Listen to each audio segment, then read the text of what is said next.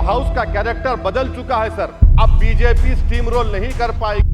नागरिकों से उनकी आजादी छीन ली गई। किसी भी जनप्रतिनिधि की आवाज दबाई न जाए और ना ही निष्कासन जैसी कार्रवाई दोबारा सदन की गरिमा को ठेस पहुंचाएं। प्लीज बैठिए, इनको ज्ञान नहीं है, उस पर 9.5 घंटे तक डिबेट हुई थी। चलो बैठिए, चलिए।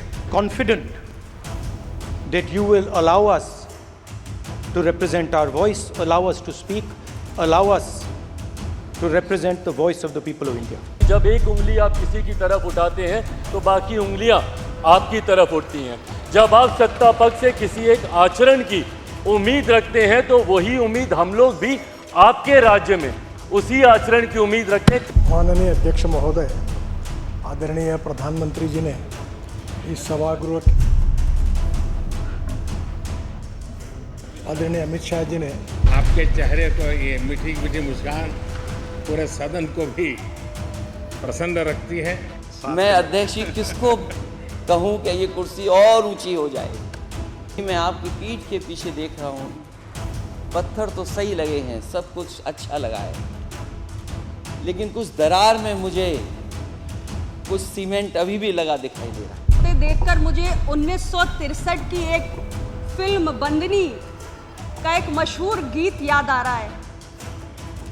ओ जाने वाले, हो सके तो लौट के आना, ये घाट तू ये बाट कहीं भूल ना जाना। 18वीं लोकसभा के पहले सत्र का तीसरा दिन भी काफी दिलचस्प रहा। ट्विस्ट एंड टर्न से भरपूर।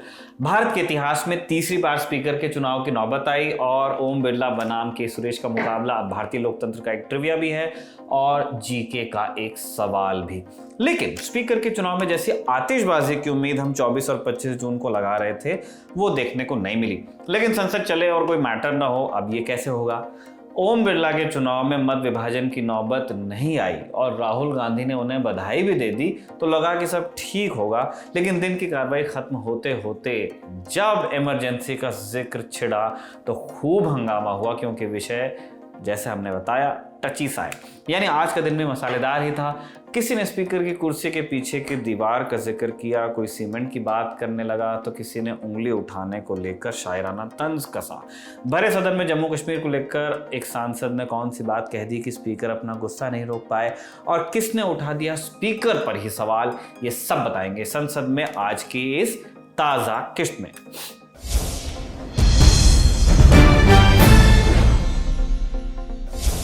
लोकसभा की कार्रवाई सुबह 11 बजे शुरू हुई।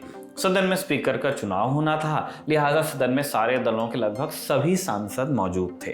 सत्ता पक्ष की ओर से पहली लाइन में प्रधानमंत्री और रक्षा मंत्री बैठे थे, तो विपक्ष की ओर से पहली लाइन में मोर्चा संभाला था नए नेता प्रतिपक्ष राहुल गांधी ने और अखिलेश यादव। तैयारी सबकी पूरी थी। स्पीकर के लिए एनडीए की तरफ से ओम बिरला और विपक्ष की तरफ से के सुरेश के बीच मतदान होना था।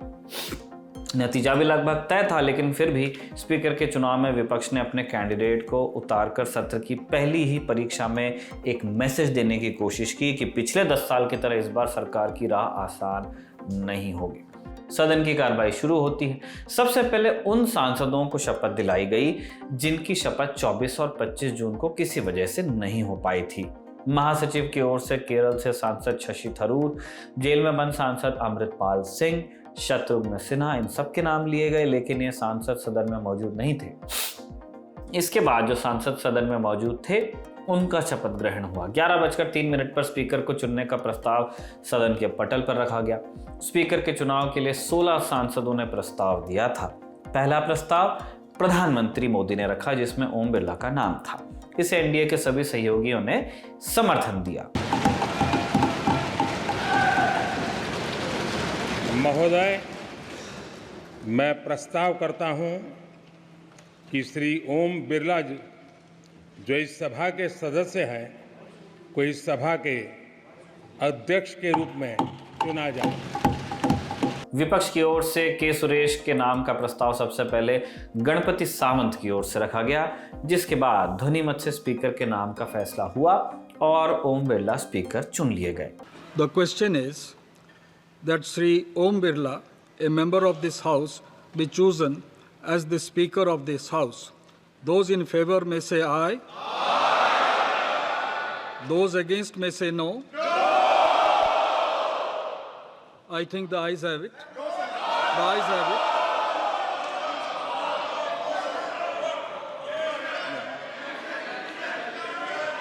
The motion is adopted.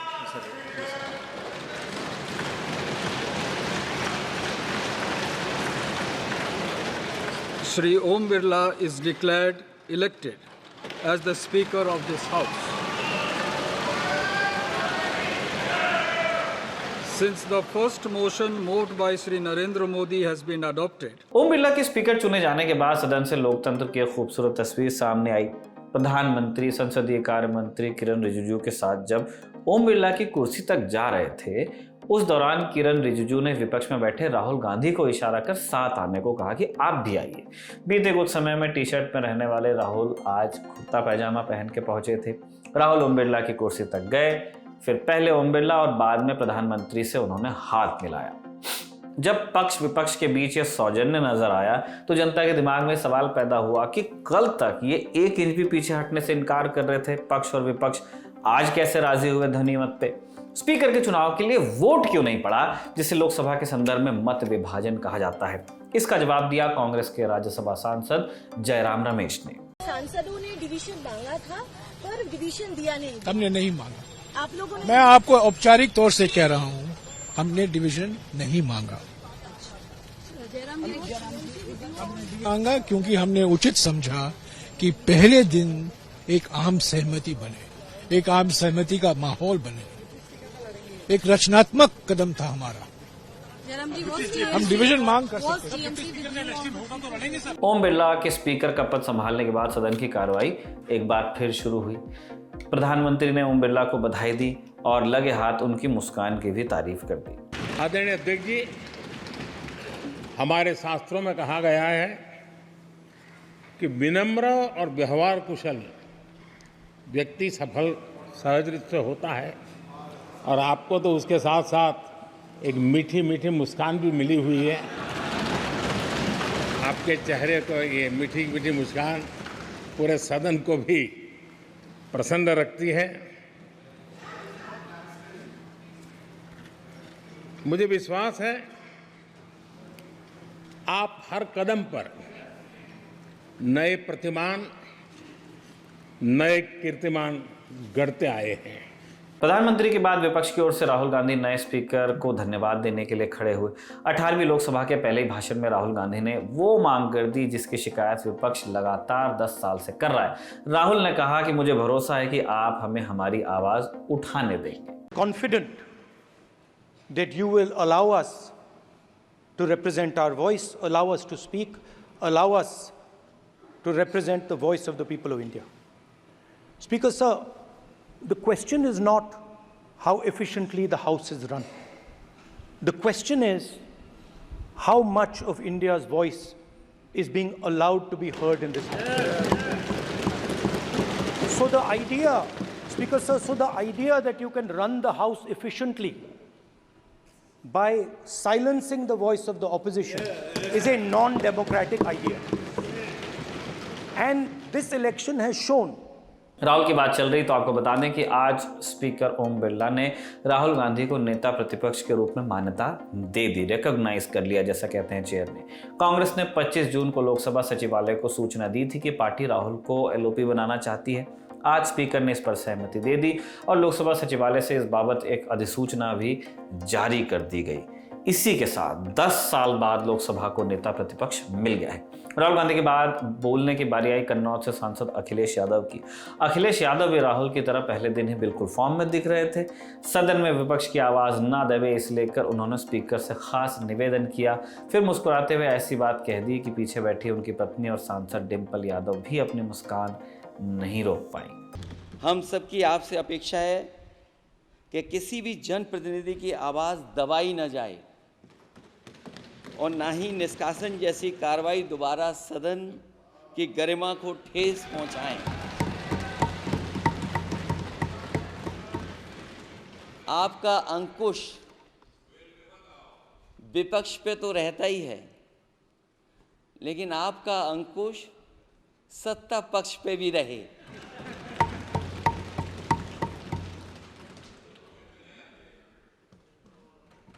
अध्यक्ष महोदय, आपके इशारे पर सदन चले, इसका उल्टा ना हो। हम आपके हर न्याय संगत फैसले के साथ खड़े हैं। विधानसभा छोड़कर संसद पहुंचे अखिलेश यादव ने स्पीकर की कुर्सी और नए संसद भवन के निर्माण को लेकर इशारों में तंज भरा मजाक भी किया। अखिलेश ने कहा कि मुझे लगा कि सदन में स्पीकर की कुर्सी ऊंची होगी, अब मैं किससे कहूं कि सदन की कुर्सी और ऊंची हो जाए। मैं आपकी पीठ के पीछे देख रहा हूं, पत्थर तो सही लगे हैं, लेकिन कुछ दुरार में मुझे कुछ सीमेंट अब भी लगा दिखाई दे रहा है। मैं सदन में पहली बार आया हूं, ये नए सदन में। मुझे लगा कि हमारे स्पीकर की कुर्सी बहुत ऊंची होगी, क्योंकि मैं जिस सदन को छोड़ के आया हूं, अध्यक्ष जी, उसकी कुर्सी बहुत ऊंची है। उस समय भी मैं अध्यक्ष जी किसको कहूं कि ये कुर्सी और ऊंची हो जाए। जहां ये नया सदन है, वही मैं आपकी पीठ के पीछे देख रहा हूं, पत्थर तो सही लगे हैं, सब कुछ अच्छा लगा है, लेकिन कुछ दरार में मुझे कुछ सीमेंट अभी भी लगा दिखाई दे रहा है। अध्यक्ष महोदय, मुझे उम्मीद है कि आप जितना सत्ता पक्ष का सम्मान करेंगे, उतना ही विपक्ष का सम्मान कर करके हमें भी अपनी बात रखने का मौका देंगे। विपक्ष के हर सांसद की ओर से बार बार 17वीं लोकसभा में हुए सस्पेंशन का मुद्दा उठाकर सत्ता पक्ष को घेरने की कोशिश हो रही थी। इस बीच सत्ता पक्ष की ओर से जवाब देने का मोर्चा संभाला लोक जनशक्ति पार्टी रामविलास के प्रमुख और मोदी सरकार में मंत्री चिराग पासवान ने। चिराग ने विपक्षी सांसदों को नसीहत देते हुए कहा कि एक उंगली आप उठाएंगे तो आपकी ओर भी कई उंगलियां उठ जाएंगी। हम लोग चुनाव बाहर लड़कर आ गए हैं। मैं तमाम साथियों से यही आग्रह करूंगा कि जहां चुनाव लड़ना था, हम लोग लड़ चुके हैं। अब हम सबकी जिम्मेदारी है कि अपने अपने क्षेत्र के मुद्दों को हम लोग यहाँ पर रखें और अपने देश को आगे लेकर जाने की जिम्मेदारी के साथ हम लोग यहाँ पर कार्य करने का प्रयास करें। सर, आज सिर्फ आपको बधाई देने के उद्देश्य से हम लोग खड़े हुए हैं, पर हाँ, कई बार जब विपक्ष के द्वारा कई बातें कही जाती हैं, मैं इतना भी मैं ज़रूर आग्रह करूंगा कि जब एक उंगली आप किसी की तरफ उठाते हैं तो बाकी उंगलियां आपकी तरफ उठती हैं। जब आप सत्ता पक्ष से किसी एक आचरण की उम्मीद रखते हैं तो वही उम्मीद हम लोग भी आपके राज्य में उसी आचरण की उम्मीद रखते हैं। कई राज्यों के ऐसे उदाहरण हैं, मैं नाम लेना नहीं चाहूँगा, पर जब आप स्पीकर के पद की बात करते हैं, आप डेप्यूटी स्पीकर के पद की बात करते हैं, तो कई राज्य ऐसे हैं जहां पे स्पीकर का पद और डेप्यूटी स्पीकर का पद भी आप ही के पास है, जहां पर सरकार एनडीए का कोई घटक दल नहीं चला रहा, विपक्ष के दल चलाने का काम कर रहे हैं। ऐसे में सर, सदन में एक वक्त ऐसा भी आया जब स्पीकर ओम बिरला की तरफ से शिरोमणि अकाली दल की सांसद हरसिमरत कौर को टोका गया। हरसिमरत कौर ने जैसे बिना नाम लिए कांग्रेस, आम आदमी पार्टी और बीजेपी को घेरना शुरू किया, ओम बिरला की तरफ से इस पर नाराजगी जाहिर की गई। मैं इस सदन में खड़े होकर मैं इस चीज़ का फिक्र करती हूँ कि जहाँ इस हाउस में मैंने पिछले इलेक्शन में देखा कि कई ऐसी पार्टियाँ जो राज्य में एक दूसरे के साथ बड़ी डिफरेंसेस रखती हैं, लड़ती हैं, लेकिन इधर पहुंचने के लिए समझौते कर बैठी हैं। भाषण बाद में देना। और सर कई ऐसे लोग जो काफी समय से एक साइड से अब वो कुर्सी की खातिर इधर पहुंचे। सो सब मेरा कहने का मतलब कि जब मैं एक रीजनल पार्टी की इकलौती महिला मेंबर जब यहाँ पे हूँ, मुझे इस चीज़ का फिक्र है कि ना हम इस तरफ तो ना हम इस तरफ, लेकिन हम अपने पंजाब और पंजाबियों के लोगों की आवाज़ उठाने के लिए जब मैं यहाँ पे खड़ी होंगी, मैं आपसे यही उम्मीद करती हूँ सर कि आप हमारे छोटी पार्टियों की तरफ, छोटे कम्युनिटीज़ की तरफ, माइनॉरिटी की तरफ भी आप वही निगाह के साथ जैसे आप बड़ी पार्टियों को देंगे, हमारे आरक्षण भी आप करेंगे, हमें भी आप मौका देंगे। सदन में 12:20 के आसपास माहौल थोड़ा गर्म भी हुआ जब स्पीकर की ओर से सदस्यों को सिर्फ 1 मिनट के भीतर अपनी बात समेटने को कहा गया। पहले दिन स्पीकर ओम बिरला ने सदस्यों को डांट लगाते हुए सख्त लहजे में कह भी दिया कि जब स्पीकर सीट से खड़ा हो जाता है तो माननीय सदस्यगण बैठ जाया करें। ये मैं पहली बार कह रहा हूँ, मुझे 5 साल कहने का अवसर नहीं मिलना चाहिए। एक मिनट बोलना, एक मिनट प्लीज, एक मिनट प्लीज बैठिए, प्लीज असाउद्दीन ओवैसी जी, एक मिनट बोलना, 1 मिनट प्लीज बैठिए। आपको नहीं बुलाया। माननीय सदस्यगण, जब स्पीकर सीट से खड़ा हो जाता है तो मैं माननीय सदस्यों को अवगत कराना चाहता हूं, वो बैठ जाया करें। ये मैं पहली बार कह रहा हूं, मुझे 5 साल कहने का अवसर नहीं मिलना चाहिए। असाउद्दीन ओवैसी जी। सर, मैं लोकसभा को भले ही आज नए स्पीकर मिल गए, लेकिन इस बीच बार बार कुछ पार्टियों की ओर से डेप्यूटी स्पीकर के पद की मांग को दोहराया गया। ऐसी एक मांग को लेकर जब असदुद्दीन ओवैसी ने ओम बिरला से आग्रह किया तो देखिए उसके बाद क्या हुआ। आप इस हाउस के रिपोजिटरी है, कस्टोडियन है, मगर हकीकत यह है कि अक्सरियती जमात के पास नंबर है मगर उनके पास अक्सरियत की ताकत नहीं है। यहाँ अपोजिशन के पास अक्सरियत की आवाज़ भी है, तो इसीलिए मेरी आपसे गुजारिश है कि आप छोटी पार्टियों को मौका दीजिए। और मुझे यकीन है कि आप 17वीं लोकसभा में जिस तरह शफकत का मुजाहरा मुझ पर किया, हम छोटी पार्टियों पर, मैं उस समुदाय से आता हूं जो इस ऐवान में सिर्फ 4% हैं, तो हमको आवाज़ उठाने की आवाज़ दीजिए। सर, आखिर में मुझे यकीन है कि आप वहां पर बैठे हैं तो यह ऐवान एक कीमती हीरे की तरह ना सिर्फ इस मुल्क की आवाम में, दुनिया में चमकेगा और आप के बोझ को यह सरकार कम करेगी डिप्टी स्पीकर बनाकर। इतना बोझ आप पर नहीं डालना चाहिए। मैं मुबारकबाद देता हूं सर आपको, मैं मुबारकबाद देता हूं कि आप छोटी पार्टियों पर, यह ऐवान अपोजिशन और छोटी पार्टियों का भी है, हमको आप आवाज़ का मौका देंगे। इस हाउस का कैरेक्टर बदल चुका है सर, इस हाउस का कैरेक्टर बदल चुका है। अब बीजेपी स्टीम रोल नहीं कर पाएगी। हम आपसे मुबारकबाद। आज सदन में एक बार फिर अनुच्छेद 370 का मुद्दा उठ गया। नेशनल कॉन्फ्रेंस के सांसद आगा सैयद रहुल्ला मेहदी की ओर से मुद्दा उठाया कि उन्होंने आरोप लगाया कि 1 मिनट में बिल लाया गया और पारित भी कर दिया गया। इस आरोप के तुरंत बाद स्पीकर की ओर से सांसद को टोका गया और कहा गया कि आपको ज्ञान नहीं है। उस पर 9.5 घंटे तक डिबेट हुई थी उस विषय पे। इसी तरह से एक मिनट बैठिए। माननीय सदस्यगण, ये सदन का पहला दिन है। आप बोलते समय क्या टिप्पणी कर रहे हैं उसका ध्यान रखो। अभी कार्यकाल को देखो, उसके बाद टिप्पणी करो। बात कर रहा हूं। मैं ये गुजारिश करूंगा, सबसे बड़ा इदारा है जमहूरियत का, यहाँ पे ऐसी मिसाल नहीं होनी चाहिए थी। और आप उसके कस्टोडियन थे जब 370 की बिल 1 मिनट में लाई गई और आधे घंटे में पास की गई। आधे घंटे में पास की गई। प्लीज बैठिए। आप रहिए, इनको ज्ञान नहीं है। उस पर 9.5 घंटे तक डिबेट हुई थी। चलो बैठे, चलिए। तमाम सदस्यों के अभिवादन के बाद ओम बिरला अपनी कुर्सी से खड़े हुए। उन्होंने सदस्यों के अभिवादन के लिए शुक्रिया कहने के साथ साथ बातों बातों में उस बात की झलक भी दिखा दी कि आने वाले दिनों में वो बतौर स्पीकर एक्शन मोड में रह सकते हैं अगर हंगामा होता है तो। लेकिन मेरी अपेक्षा रहेगी कि निर्बाध रूप से सदन चले, ये मेरी आपसे अपेक्षा रहेगी। हम सब लोग यहाँ पर चुनकर आते हैं और जनता की बहुत अपेक्षाओं से चुनकर आते हैं। इसलिए मैं बार बार आग्रह करता हूं कि सदन में गतिरोध नहीं होना चाहिए। सदन में आलोचना हो, विचार व्यक्त हो, अभिव्यक्ति हो, लेकिन गतिरोध सदन की परंपरा नहीं है। बेल में आना सदन की परंपरा नहीं है।